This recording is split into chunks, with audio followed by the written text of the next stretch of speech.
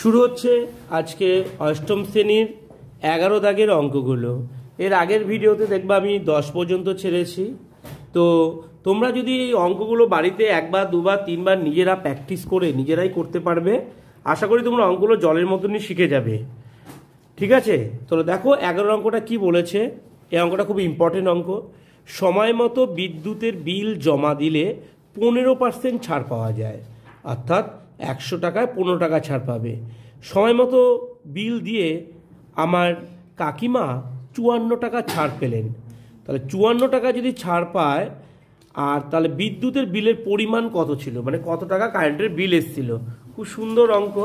তাহলে দেখো আমি এখানে লিখব গণিতের ভাষায় সমস্যাটি হলো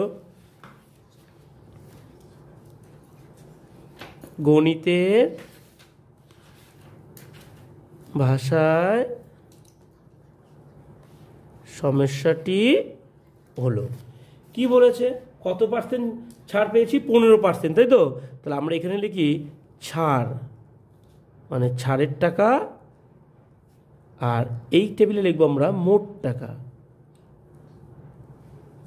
তাহলে 15% ছাড় মানে 15 টাকা যদি ছাড় দেয় তখন মোট টাকা 100 টাকা। এটা মেন লাইন। 15 টাকা যদি ছাড় দেয়, 15% ছাড় দেওয়ার কথার অর্থ হচ্ছে 15 টাকা যদি ছাড় দেয় তখন বিল আসবে কত টাকা, 100 টাকা। তোমাদের বইতে ছাড় দিয়েছে কত টাকা বলেছে, 54 টাকা। তাহলে মোট টাকা কত হবে, কারেন্টের বিল কত আসবে। ওকে, তাহলে আমরা এখানে অকিনিয়মে করতে পারি, আবার আমরা ইসের মাধ্যমেও করতে পারি। তাহলে এখানে কি বলেছে দেখো, ত্রৈরাসিক পদ্ধতিও করতে পারি। তাহলে এখানে মোট ছাড়ের টাকা 15 জায়গা হতে 54 টাকা, তাহলে মোট ছাড়ের টাকা বেড়েছে, তাহলে মোট বিলের টাকাও বাড়বে। তাহলে ছাড়ের টাকাও মোট টাকার মধ্যে কি সম্পর্ক, সরল সম্পর্ক লিখব। ছাড়ের টাকা ও মোট বিলের মধ্যে সরল সম্পর্ক, কারণ ছাড়ের টাকা কি হয়, বেড়েছে। ছাড়ের টাকা বাড়লে মোট বিলের টাকাও কি হবে, বাড়বে। দাঁড়ি ভগ্নাংশটি কত হবে, একের চেয়ে বড় হবে, ভগ্নাংশটি হবে সমান সমান একের চেয়ে বড় মানে উপরে 54 নিচে 15। ওকে, তাহলে সুতরাং এখানে আমরা লিখে দেব নির্ণেয়, কি বার করছি, মোট টাকাটা, তাই তো, বিলের মোট টাকাটা। নির্ণেয় মোট টাকা সমান সমান 100 ইন্টু 54/15। 3 দিয়ে কেটে দাও, 3 8 রং 54, 3 দিয়ে 15কে কেটে দাও, 3 5 15, 5 দিয়ে 100কে কেটে দাও, 5 20 100, 18 আর 2 গুণ করো, 18 2 36, পাশে একটা শূন্য বসিয়ে দাও। তাহলে ওই ব্যক্তির মোট বিল কত ছিল কারেন্টের, 360 টাকা। This is answer. আর একটা দুর্দান্ত ইম্পর্টেন্ট অঙ্ক 12 দাগের অঙ্কটি, বা এই ধরনের অঙ্কগুলো বলেছে চিনির মূল্য 20% বেড়ে গেছে, তাই চিনির মাসিক খরচ অপরিবর্তিত রাখতে চিনির মাসিক ব্যবহারের পরিমাণ শতকরায় কত কমাতে হবে। অর্থাৎ চিনির মূল্য ধরো 100 টাকা থেকে বেড়ে 120 টাকা হয়েছে, কিন্তু কোনো ব্যক্তি ওই 120 টাকা বাড়লে ওই 100 টাকারই চিনি আনতে চায়, তাহলে তার নিশ্চয়ই পরিমাণটা কমাতে হবে। উত্তরটা চাইছে শতকরা তাকে কত কমাতে হবে। তো আমরা এই অঙ্কে আমাদের করতে হবে ধরি, কি ধরবো, ধরবো যে চিনির আগে 100 টাকায় 100 একক চিনি পাওয়া যেত। ধরি চিনি আগে 100 টাকায় 100 একক চিনি পাওয়া যেত, ধরে নেবে পাওয়া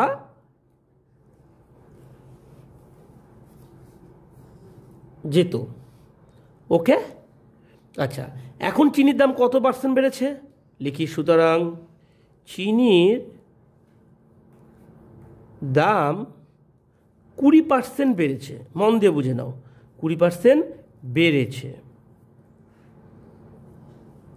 চিনির দাম 20% বেড়েছে, অর্থাৎ এটার মানে হচ্ছে, অর্থাৎ তো চিনির দাম যদি 20% বাড়ে, তাহলে এখন 120 টাকায়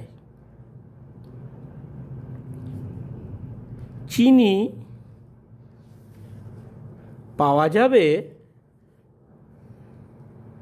100 একক। ওকে, এবারে এই অঙ্কটা আমরা দুটো নিয়মে করতে পারি, অক্ষী নিয়মে করতে পারি, আবার ত্রৈরাশিক পদ্ধতিতেও করতে পারি। ও তাহলে এবার এখানে লেখো, গণিতের ভাষায় সমস্যাটি হলো, গণিতের ভাষায় সমস্যাটি হলো। তাহলে আমরা এখানে কি লিখব? এখানে লিখব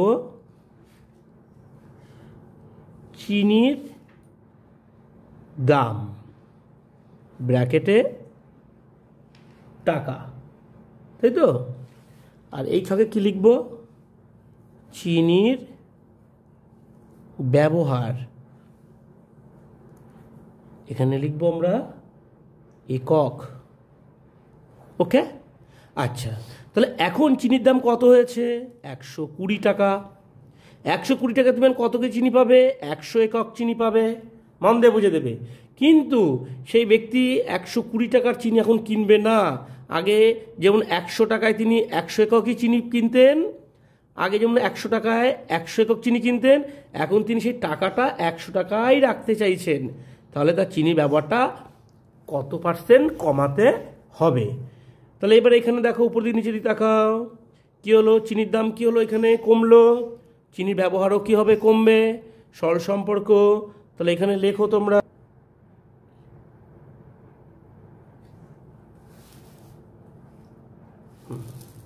স্টপ করে লিখতে গেলে অনেক টাইম লাগে, আগে লিখে নি, বুঝলি তো, বহু টাইম লাগে। তাহলে দেখো 120 থেকে কত এসছে? 100 এসছে।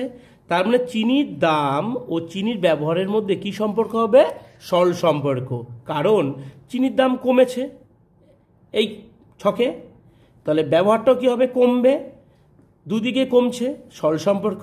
ভগ্নাংশটি কি হবে? কমবে বলে উপরে ছোট, নিচে বড়। তাহলে নির্ণেয় চিনির ব্যবহার সমান সমান 100 ইন্টু 100 বাই 120। কাটাকাটি করো তোমরা। 0 0 কেটে দাও, 2 দিয়ে কেটে দাও 6 দুগুনি 12, 2 দিয়ে কেটে দাও 5 দুগুনি 10, 2 দিয়ে কেটে দাও 3 দুগুনি 6, 2 দিয়ে কেটে দাও 50 দুগুনি 100। তাহলে কত হলো এখানে দেখো, উপরে উপরে গুণ করো, 5 5 25, 250 বাই 3। তাহলে এখন কত ব্যবহার করতে হবে? আগে যদি 100 একক ব্যবহার করো, এখন করতে হবে 250 বাই 3 একক। বোঝাতে পারলাম? তাহলে তোমাদের উত্তর চেয়েছে শতকরায় তোমাদের কত কমাবে। তাহলে এটা হয়েছে, তাহলে শতকরায় কত কমাবো? আমরা কি করব? এটা আগে করতাম, এখন এটা করি। এটা থেকে এটাকে বিয়োগ করে দাও, দেখো শতকরায় কত কমাবো বেরিয়ে যাবে। তাহলে এখানে করে দিচ্ছি, সুতরাং চিনির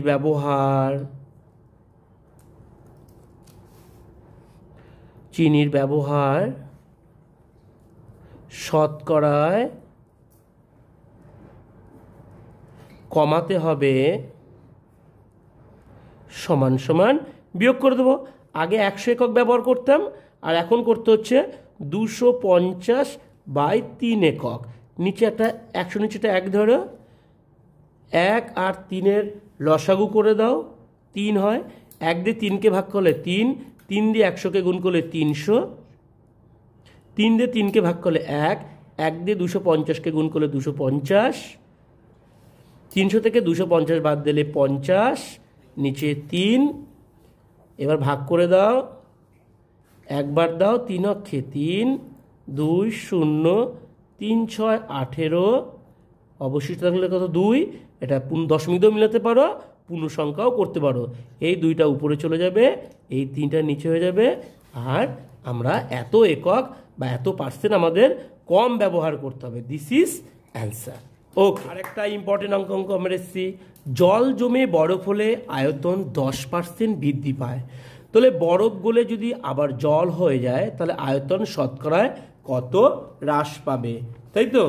তাহলে আমরা এখানে লিখি যে কি লিখব, গণিতের ভাষায় সমস্যাটি হলো, কিংবা তার আগে লিখে নিই জল জমে বরফ হলে আয়তন কত পার্সেন্ট বৃদ্ধি পেল? 10% বৃদ্ধি পেল। মন দিয়ে দেখবে এটা বৃদ্ধি না হ্রাস? বৃদ্ধি পেল। তাহলে এবার এখানে আমরা লিখবো আমরা গণিতের ভাষায়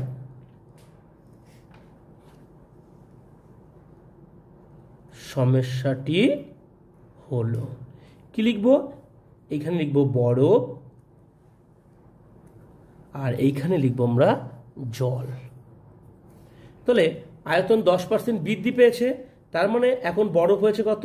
110। হলো একক লেখো, এগুলো সব একক, দুটোর পাশেই একক লেখো। তাহলে এখন বরফ হয়েছে 110 একক হয়েছে, কিন্তু জল কত আছে? 100 এককই। এইবার এই বরফটা যদি আবার জলে চলে আসে, মানে 100 এককে চলে আসে, তখন জলের আয়তন কত কমে যাবে? ওকে, চলো তাহলে আমরা এখানে দেখতে পাচ্ছি উপর থেকে নিচে দিকে তাকাও, কি সম্পর্ক হবে? উপরে থেকে নিচে কমে গেছে, তাহলে বরফের আয়তন কমলে জলের আয়তনও কি হবে? কমবে।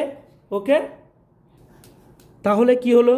বরফের আয়তন ও জলের আয়তনের মধ্যে সরল সম্পর্ক, কারণ বরফের আয়তন কি হচ্ছে? এখানে কমে গেছে, জলের আয়তনও কি হবে? কমবে। ভগ্নাংশটি কি হবে? 1-এর চেয়ে ছোট হবে, মানে উপরে 100 নিচে 110। তাহলে নির্ণেয় জলের আয়তন কত হবে? 100 ইন্টু 100/110। কাটাকাটি করো তোমরা, এত একক হবে আয়তনটা। তাহলে এর একটা শূন্য কেটে দাও, আর একটা শূন্য কেটে দাও, আর কাটাকাটি যাচ্ছে না। তাহলে উপরে কত হলো? 1000, নিচে হলো কত? 11, তাই তো? এত একক জলের আয়তন হলো। এইবার বলছি জলের আয়তন তাহলে শতকরা কত কমাতে হবে? তাহলে আমাদের আগে জলের আয়তন ছিল 100, এখন কমে গিয়েছে এত, তাহলে এটা থেকে এটাকে বিয়োগ করলেই কতটুক জলের আয়তন কমাবো বেরিয়ে যাবো। তাহলে এখানে করে দিই, সুতরাং জলের আয়তন কমবে সমান সমান 100-র সাথে এখনের আয়তনটা বিয়োগ করে দাও। 100 নিচেটা কি ধরবো? 1 ধরবো। 1 আর 11 লসাগু 11, 1 থেকে 11কে ভাগ করলে হয় 11, 11-র সাথে 100 গুণ করলে 1100, মাইনাস 11 দিয়ে 11কে ভাগ করলে 1, 1 দিয়ে 1000কে ভাগ গুণ করলে 1000। তাহলে এখানে কত হলো? 1100 থেকে 1000 বাদ দাও, 100, নিচে কত? 11, ভাগ করে দাও, 9 বার দাও, 9 11 কত? 99, বিয়োগ করলে 1, এই 1টা উপরে যাবে, এই 11টা নিচে যাবে। This is answer. ও 14 দাগের অঙ্কটি দেখো, বলেছে উৎপলবাবু তার অধিক ফলনশীল ধান বীজ ব্যবহার করায় ধানের ফলন 55% বৃদ্ধি পেয়েছে, কিন্তু তার জন্য চাষের জন্য খরচও বেড়েছে 40%। আগে উৎপলবাবু তার জমিতে 1200 টাকা খরচ করে 3000 টাকার ফলন পেতেন, এখন জমিতে অধিক ফলনশীল ধান বীজ ব্যবহার করার জন্য তার কত পরিমাণ আয় বাড়বে না কমবে? ওকে, দেখো তাহলে আমাদের লিখে করো। প্রথমেই কি বলেছে? প্রথমেই বলেছে যে ধানের ফলন অধিক ফলনশীল ধান বীজ ব্যবহার করা বেড়েছে, তাই তো? ধানের ফলন, তাহলে আমরা লিখব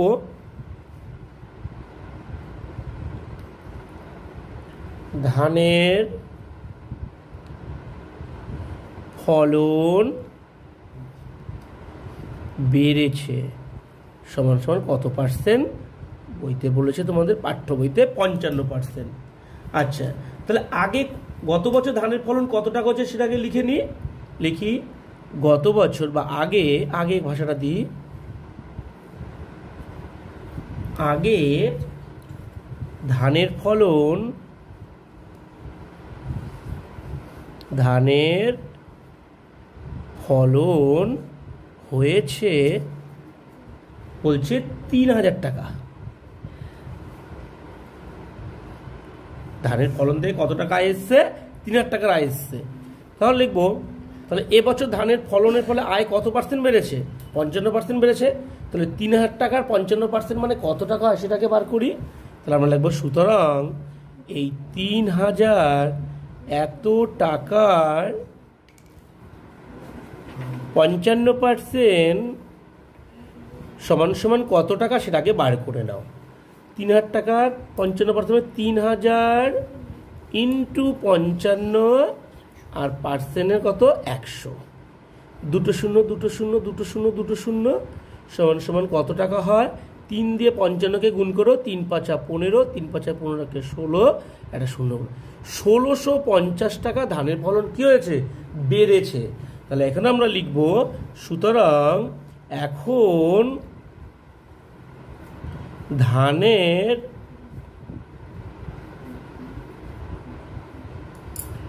ফলন হয়েছে সমান সমান, আগে তো 3,000 টাকা ছিল, এই বছর অধিক ফলনশীল ধান বীজ ব্যবহার করায় চাষিদের আয়টা আরও বেড়েছে। কত টাকা আয় বেড়েছে? যে বার করে দিলাম 1,650 টাকাটা। তাহলে এই 3,000 টাকার সঙ্গে আমরা 1,650 টাকাটা কী করে দেবো? যোগ করে দেবো। তাহলে কত টাকা আয় হয়েছে বেরিয়ে যাবে। টাকার জায়গায় টাকা লিখলাম 0 0 5 5 6 6 4,650 টাকা ধানের ফলনটা গেল। এবার আমরা বার করব, এবার দেখছি আমরা চাষের খরচটাও বেড়েছে। ভালো ধানের বীজ ব্যবহার করলে খরচও বাড়ে। চাষের খরচ বেড়েছে কত পার্সেন্ট সেটাকে লিখে নিই। চাষের খরচ বেড়েছে, তোমাদের পাঠ্য বইতে বলেছে 40%।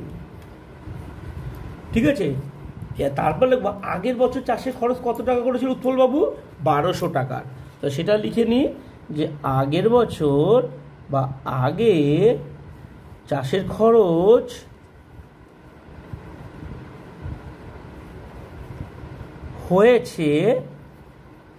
হয়েছিল কত টাকা? 1,200 টাকা, 1,200 টাকা। তাহলে আমরা আবার দেখব, তাহলে এই 1,200 টাকার 40% চাষের খরচ কত বেড়েছে সেটা আমরা দেখব। তাহলে আমরা আবার এখান থেকে লিখি যে 1,200 টাকার 40% সমান সমান কত টাকাটাকে বার করি। কি করব? 1,200-র সাথে 40/100, দুটো শূন্য দুটো শূন্য কেটে দাও, 4 12 48, আর শূন্যটা পাশে বসে 480 টাকা কি হয়েছে? খরচ বেড়েছে। তাহলে এবছর চাষের খরচ কত হলো সেটাও বার করে দিই। এবছর চাষের খরচ কত হলো? সুতরাং এবছর চাষের খরচ হয়েছে সমান সমান, আগের বছর হয়েছিল 1,200 টাকা, এবার আরও 480 টাকা বেড়ে গেছে খরচ। তাহলে দুটোকে আমরা যোগ করে দেবো, 0 0 8 8 6 6 1, 1,680 টাকা।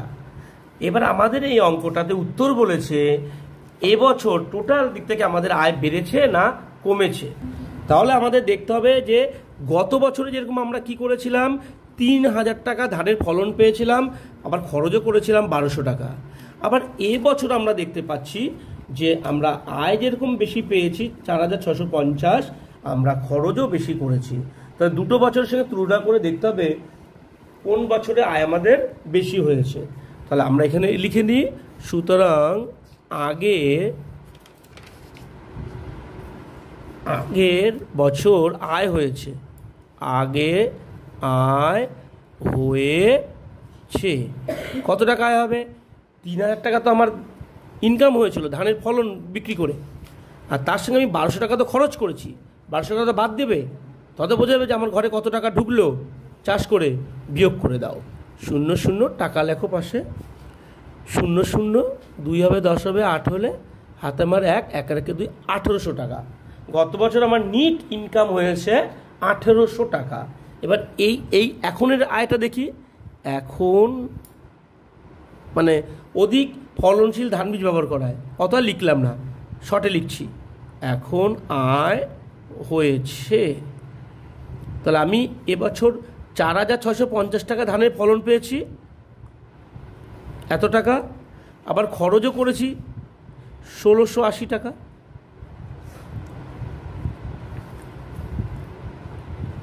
দেখো তো কোনটা বেশি হবে। 0 0 8 থেকে 15, 7 হলে হাতে আমার 1, 6 রেখে 7, 7 হবে 16 হলে 9 হলে হাতে আমার 1, 1 রেখে 2, 2 হচ্ছে 2970 টাকা। তাহলে আমার দেখা যাচ্ছে তা আমাদের এবছর অধিক ধানের ফলন লাগানোর ফলে আমাদের আয় কিন্তু ইনকাম বেশি হয়েছে। এবছর খরচ মরচ বাদ দিয়েও 2970 টাকা হয়েছে, আর গত বছর হয়েছিল 1800 টাকা। তাহলে এবার আমাদের উত্তর হয়ে যাচ্ছে। সুতরাং এখন আয় বেড়েছে,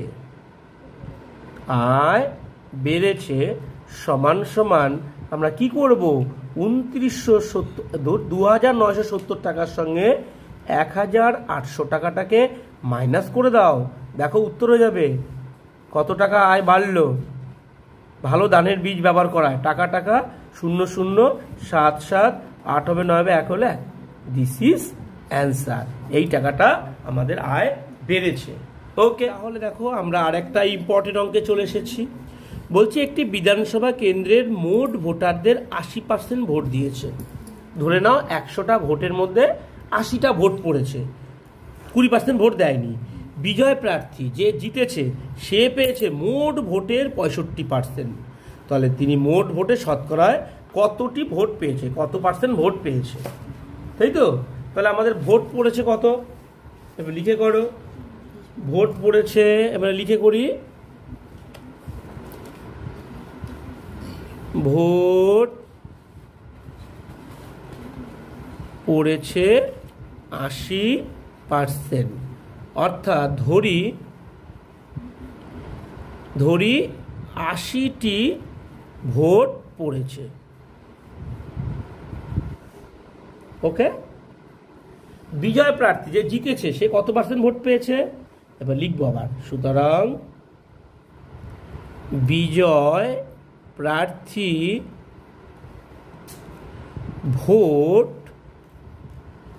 পেয়েছে 65%। তার মানে 100টি ভোটের মধ্যে 65টি ভোট তিনি পেয়েছেন। তাহলে বলছে তিনি মোট কত ভোট পেয়েছেন। উত্তর, তিনি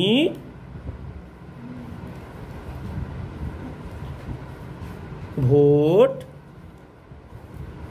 পেয়েছেন সমান সমান 80টি ভোট ধরেছি। 80-র সাথে 65% কী হবে, কাটাকাটি হবে। 80 × 65 আর নিচে পার্সেন্টের 100, শতকরার 100। তাহলে দেখবো শতকরা কতটি ভোট পেয়েছে। তাহলে আমরা 0 0 কাটলাম, 5 দিয়ে কেটে দিই, 5 13 65, 5 দুগুণী 10, 2 দিয়ে 8কে কেটে দিই, 4 দুগুণী 8। তাহলে তিনি ভোট পেয়েছেন কতটি, 52টি ভোট পেয়েছেন। ওকে, এতটি ভোট, দিস ইজ অ্যান্সার। ওকে, 70% অঙ্কে প্লাস পেয়েছে, আর 65% বাংলা প্লাস অঙ্ক দু বিষয়ে এ প্লাস পেয়েছে। তাহলে মোট পরীক্ষার্থী 120 জন। 4টা উত্তর বার করতে বলেছে। 1 নম্বর উত্তর বলেছে উভয় বিষয়ে এ প্লাস পেয়েছে কতজন। তারপরে 2 নম্বর বলেছে শুধু অঙ্কে এ প্লাস কত পেয়েছে, শুধু বাংলায় এ প্লাস কত পেয়েছে, উভয় বিষয়ে এ প্লাস পায়নি কতজন। দেখো খুব ইন্টারেস্টিং অঙ্ক। তাহলে দেখো আমরা লিখে লিখে করি। বাংলায় পাস করেছে কত, শুধু বাংলায় আমরা লিখি বাংলায় পাস করেছে কত পার্সেন্ট, বাংলায় পাস করেছে 85%, মানে 85%। ঠিক আছে, অঙ্কে পাস করেছে কত, এটাও লিখে রাখি, আগে লিখে লিখে করি। অঙ্কে পাস করেছে সমান সমান 70%। উভয় বিষয়ে পাশ করেছে কত? পাস না, এ প্লাস। উভয় বিষয়ে, এটা পাস হবে না, এটা হবে এ প্লাস। সরি, আমরা যখন মাধ্যমিক দিয়েছিলাম তখন এই অঙ্কটাও ছিল, তো এ প্লাস তো ছিল না, আমাদের পাস ছিল, তাই সেই ভাষাটাই চলে এসছে। তাই উভয় বিষয়ে এ প্লাস পেয়েছে,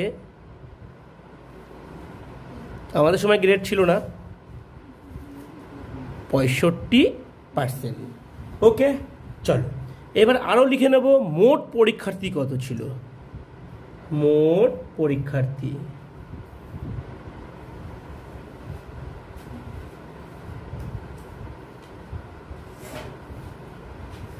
সমান সমান পাঠ্য বইতে কতজন বলেছে?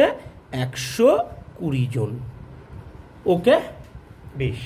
তাহলে 1 নম্বর উত্তরটা কি বলেছে? উভয় বিষয়ে এ প্লাস কতজন পেয়েছে। তো আমরা একটা উত্তর করে সাজে থাকি। প্রমাণ উপরে 1 দিলাম। কি বলেছে? যে উভয় বিষয়ে এ প্লাস পেয়েছে। তাহলে আমরা লিখি উভয় বিষয়ে এ প্লাস পেয়েছে সমান সমান মোট পরীক্ষার্থী কত? 120। তার সঙ্গে গুণ হবে কত পার্সেন্ট দিয়ে? মোট পরীক্ষার্থীর 120 হলে এ প্লাস পেয়েছে উভয় বিষয়ে কত? 65%। তাহলে 65% দিয়ে কাটাকাটি করো, 65/100 নিচে 0 0 কেটে দাও, 5 দিয়ে কেটে দাও, 5 13 65, 5 দুগুণী 10, 6 দুগুণী 12, 6 13 78। তাহলে 78 জন হচ্ছে উভয় বিষয়ে এ প্লাস পেয়েছে। This is answer. একটা হলো। 2 নম্বর উত্তরটা কি চেয়েছে? 2 নম্বর উত্তর চেয়েছে শুধু বাংলায় এ প্লাস কত পেয়েছে। আমরা লিখি মোট বাংলায় পাশ করেছে, বাংলায় পাশ করা ছাত্রছাত্রী, বাংলায় পাশ করেছে সমান সমান টোটাল আমাদের 120 জন পরীক্ষার্থী, তার সাথে বাংলার পার্সেন্ট দিয়ে কাটাকাটি করো, 85% বাংলায় পাশ করেছে। বারবার বলছি এই 85%-এর মধ্যে অঙ্কে পাশ করা ছাত্র আছে, তো আমরা টোটাল ছাত্রটা বার করেছি যারা বাংলায় পাশ করেছে। এই 0 কেটে দাও, 5 দিয়ে কেটে দাও, 5 17 85, 5 দুগুণী 10, 2 দিয়ে 12কে কেটে দাও, 6 দুগুণী 12, 6 7 42, 6 কে 6 4 10, 102 জন ছাত্র। 120 জনের মধ্যে 102 জন বাংলায় পাশ করেছে, কিন্তু শুধু বাংলায় কতজন পাশ করেছে এটা কি করে বার করবো, তাই তো? এই যে দেখো 78 জন যে ছাত্রছাত্রী, এই 78 জন ছাত্রছাত্রী কিন্তু এ প্লাস পেয়েছে দুটো বিষয়, বাংলাতেও পেয়েছে, অঙ্কতেও পেয়েছে। কিন্তু এই 102 ছাত্রছাত্রী বাংলায় এ প্লাস পেয়েছে 102 জন। এই 102 থেকে 78 জন যদি বাদ দিয়ে দিই, তাহলে ওই কজন স্টুডেন্ট শুধু বাংলাতেই এ প্লাস পেয়েছে। বুঝতে পেরেছো তো? তাহলে আমরা কি লিখব? শুধু, এবার অ্যান্সার হচ্ছে শুধু বাংলায় এ প্লাস পেয়েছে সমান সমান আমরা কি করব? 102 থেকে সব বিষয়ে মানে এ প্লাস পাওয়া ছাত্রছাত্রীকে বাদ দিয়ে দেবো। ওকে, 8 হবে, 12 হলে 4 হলে হাতে মার 1, 7 1 8, 8 এই 24 জন স্টুডেন্ট শুধুমাত্র বাংলাতেই এ প্লাস পেয়েছে। ওকে, আমাদের 3 নম্বর উত্তরটা কি বলেছে? যে শুধু অঙ্কে এ প্লাস কত পেয়েছে, তাই তো? তাহলে আমরা বার করি। তাহলে অঙ্কে পাশ করেছে আগে বার করি। টোটাল অঙ্কে পাশ করা, অঙ্কে পাশ করেছে সমান সমান কত হবে? মোট পরীক্ষার্থী 120 ইন্টু কত? অঙ্কের পার্সেন্ট কত? 70%, তাই তো? 70/100। 0 0 0 0 7 12 84 জন। তাহলে এবার তোমরাই বলো, ঠিক আগের অঙ্কটার মতনই, শুধু অঙ্কে কতজন এ প্লাস পেয়েছে? শুধু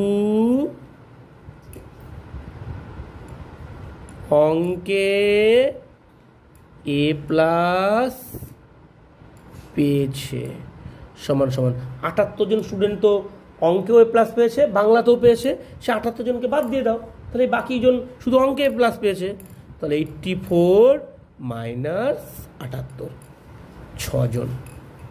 আর একটা উত্তর হলো। এইবার 4 নম্বর উত্তরটা দেখো, খুব ইম্পর্টেন্ট ভাবার বিষয়।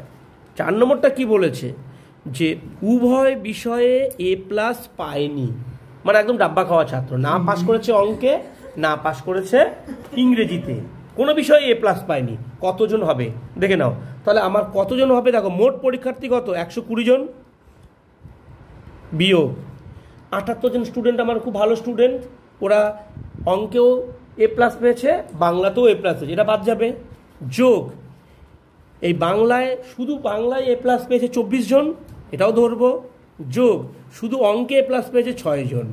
তাহলে এই যে তিনটে ভাগ, এই স্টুডেন্টগুলো সব বিষয়ে প্লাস পেয়েছে, এটা শুধু বাংলায়, এটা শুধু অঙ্কে। বাকি যে ছাত্রগুলো না পেয়েছে অঙ্কে, না পেয়েছে বাংলায় এ প্লাস, তাহলে 120 মাইনাস, যোগ করে দেখো তো কত হয়, বসাও, 6 4 10, 10 আর 8 18, 18 8 হাতে আমার 1, এবার মাইনাস করে দাও, 120 থেকে 108 জন, এই 108 জন ছাত্র ভালো ছাত্র, 78 তো খুবই ভালো ছাত্র, এবার বিয়োগ করে দাও কত হচ্ছে, 8/10/2 হলে হাতে আমার 1, এই 12 জন স্টুডেন্ট। ওকে, এই 12 জন স্টুডেন্ট না পেয়েছে অঙ্কে এ প্লাস, না পেয়েছে বাংলায় এ প্লাস। একটা দুর্দান্ত অঙ্ক শিখলে। প্লিজ তোমরা এই ধরনের অঙ্ক যদি আরও পেতে চাও তাহলে আমার চ্যানেলটি সাবস্ক্রাইব করো। যারা ইতিমধ্যে করেছো তাদের আমার পক্ষ থেকে অজস্র ধন্যবাদ, যারা করোনি প্লিজ প্লিজ প্লিজ তোমরা আমার চ্যানেলটি সাবস্ক্রাইব করো, লাইক করো, কমেন্ট করো, শেয়ার করো। ওকে।